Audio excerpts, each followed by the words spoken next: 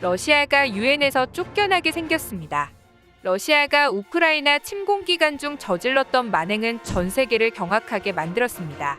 단순히 흥분한 병사들의 개별적인 일탈이 아닌 군 지휘부의 명령하에서 이런 사건이 발생했다는 것이 더 큰 충격을 주고 있는데요.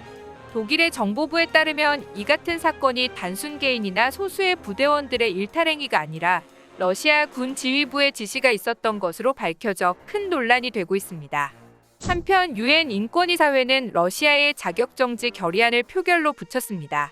우크라이나를 침공하고 무고한 시민들에게 말로 표현할 수 없을 정도의 전쟁 범죄를 저지른 러시아에 대해서 완전히 퇴출시키겠다는 표결이 행해진 것인데요.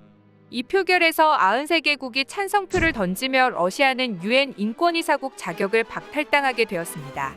러시아는 유엔 인권이사회에서 퇴출된 두 번째 국가가 되었으며 첫 번째는 지난 2011년 반정부 시위대를 탄압한 리비아가 퇴출당한 전적이 있습니다. 이번 사건은 유엔의 형방에 큰 변화를 줄 것으로 예측되고 있는데요. AP통신은 지금까지 유엔 안보리 상임이사국이 어떠한 유엔 산하기구에서 자격을 박탈당한 경우는 한 번도 없다고 전했는데요. 상임이사국 최초로 유엔 산하기관에서 자격이 박탈되는 상황이 발생하게 된 것이며 이것으로 러시아의 유엔에서의 입지가 상당히 축소되었다는 전망이 잇따르고 있는 상황입니다. 또한 한국이 유엔 안보리 이사국에 들어갈 것으로 보이고 있어 전 세계에 이목이 집중되고 있습니다. Go to. 우크라이나에서 러시아가 저지른 만행은 이미 널리 알려져 있습니다. 그러나 유엔은 이에 대해 아무런 조치를 취하지 못하고 있는데요. 제2차 세계대전이 끝난 이후 두 번 다시 그런 끔찍한 비극이 발생하지 않도록 세계의 질서를 지키자고 만들어진 기관이 국제연합, 즉 우리가 알고 있는 유엔입니다. 미국, 영국, 프랑스, 러시아, 중국 이 5개의 상임이사국은 유엔에서 가장 큰 결정권을 가지고 있죠. 하지만 그와 동시에 너무 많은 권한이 소수의 나라에 집중되어 있다는 문제 제기가 꾸준히 있었으며 유엔 내부에서의 개혁의 필요성이 논의가 되기도 했는데요. 러시아의 우크라이나 침공은 유엔의 존재 의의를 다시 한번 생각하게 만들고 있습니다. 유엔 안전보장이사회, 줄여서 안보리는 세계 질서를 지키기 위해 만들어진 조직이지만 안보리의 상임 이사국인 러시아가 저지른 만행을 유엔이 막지 못하자 미국은 러시아를 안보리 이사회에서 퇴출시키는 법안을 마련하고 있는데요. 유엔 상임이사국은 유엔 안보리 회의에서 가장 절대적인 권리를 가지고 있으나 현재 유엔에서는 정작 상임이사국이 잘못된 일탈을 할 경우 표결권을 가진 상임이사국을 제재하기가 실질적으로 불가능한 상황에 가깝습니다.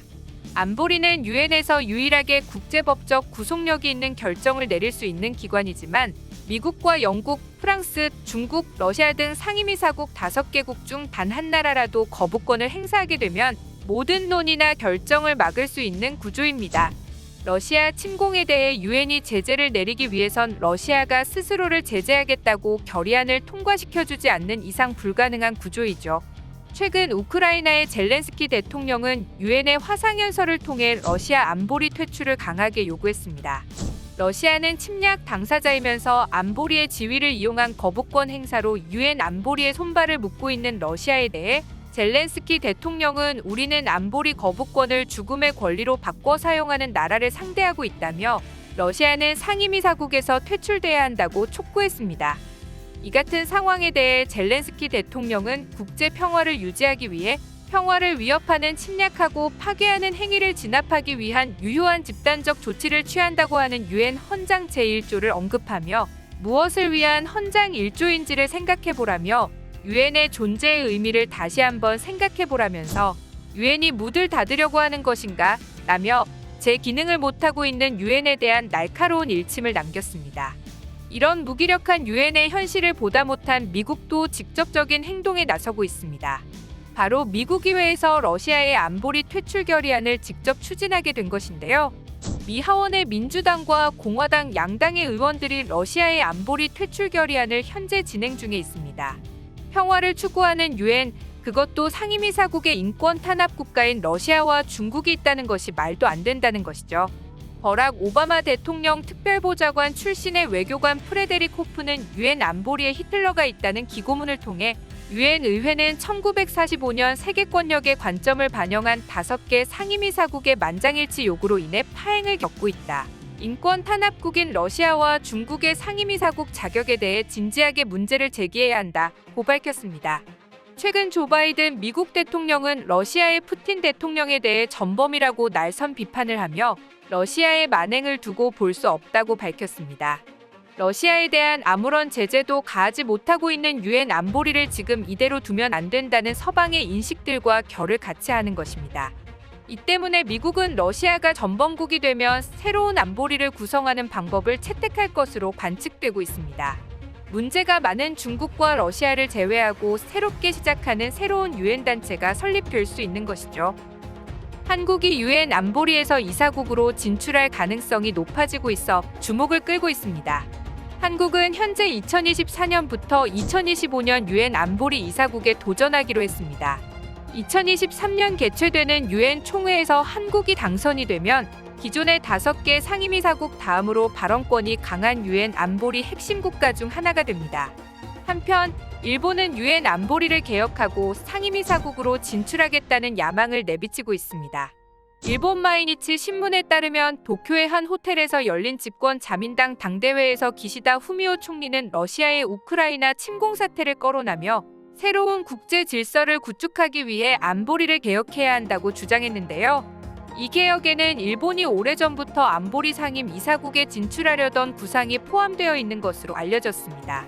지금까지 중국과 러시아의 견제로 상임이사국 진출을 반대당해왔던 일본이지만 이번 러시아에 대한 비판이 고조한 가운데 이 틈을 노려 상임이사국 진출을 위한 안보리 개편을 추진하기 위해 외교력 집중에 나섰는데요. 하지만 이런 일본의 야망이 오히려 일본이 아닌 한국을 상임이사국으로 진출시킬 가능성을 올려주고 있다는 분석이 나와 충격을 주고 있습니다.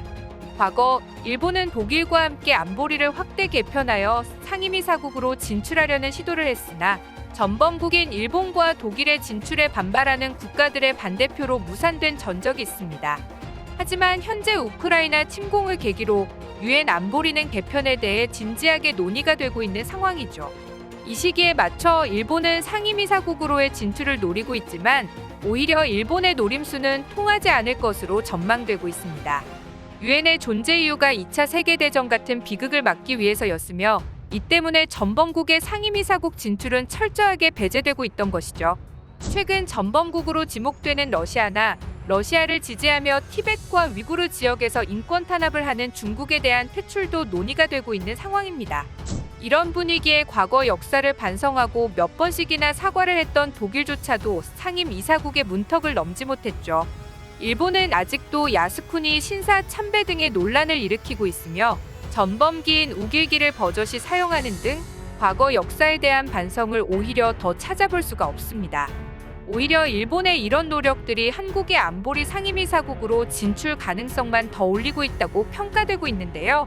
아시아 국가에서 자격 미달인 일본이나 중국과는 달리 인권 탄압이나 전쟁 범죄 등의 불량적인 요소가 아예 없고 국제관계가 깨끗하며 중국, 일본 정도를 제외하면 한국을 싫어하는 나라가 없을 정도로 외교관계도 깨끗합니다. 또한 유엔 소속으로서 국제평화에 한국이 상당히 기여한 것도 한몫하고 있습니다. 한국은 평화유지군을 지금도 꾸준히 세계의 분쟁 지역에 파견해 치안활동과 대민지원 활동으로 현지인들의 지지를 얻고 있습니다. 특히 한국군은 현지인들의 문화와 관습을 존중하여 대민지원에 적극적이어서 지금까지 미군이나 유럽군 등 다른 국가의 부대에는 적개심이나 반발심이 적지 않은 현지인들도 한국군에게는 환호하며 현지인들의 민심을 얻고 있죠. 이 같은 모습에 미군도 한국의 민사작전을 적극적으로 벤치마킹을 하는 등 한국군의 해외 파병은 매우 성공적이었으며 세계의 평화유지에 많은 공헌을 했다고 해도 거짓말이 아닙니다. 한국은 이사회에 진출하기 위한 경제력이나 군사력도 충분히 자격이 되며 최근에는 미국의 신뢰를 받아 파이브 아이즈 가입 제안까지 들어와 있는 상태이죠. 특히 파이브 아이즈는 미국과의 최우선 동맹국으로 분류가 되며 지금까지의 동맹보다 더욱 파격적인 관계로 진전되게 됩니다. 최근 유엔은 미국을 주도로 개편될 조짐을 보이고 있으며 러시아의 우크라이나 침공을 계기로 각 국가들과 진영이 완전히 갈라져 버리며 다시 한번 신냉전의 구도로 돌아가고 있습니다. 미국은 이미 러시아에 대한 경제 제재에 들어갔으며 누구 편에 설 것인지를 분명하게 선택할 것을 각국에게 전달했습니다. 설리번 백악관 보좌관은 러시아의 편에 서는 국가들에게는 반드시 상응하는 결과를 가져다 줄 것이라고 경고하기도 했는데요. 좋든 싫든 간에 미국을 중심으로 한 유엔의 체제 개선은 이루어질 전망이며 이번 러시아의 인권이사회 퇴출은 안보리 개혁의 시발점이 될 것으로 분석되고 있습니다. 러시아는 이번 사태로 스스로 고립되기를 자처하게 된 것이며 유엔에서의 입지는 점점 축소되며 위축될 것으로 보이고 있습니다. 한국은 미국에게 가장 신뢰받는 동맹국 중 하나이며 아시아의 가장 중요한 지정학적 위치에 있는 한국은 인권탄압국이자 새로운 냉전 시대를 만들어내는 러시아와 중국을 견제하는 세계의 최중요 국가 중 하나가 될 것으로 전망되고 있습니다. 시청해주셔서 감사합니다. 구독과 좋아요는 양질의 컨텐츠를 만드는 힘이 됩니다.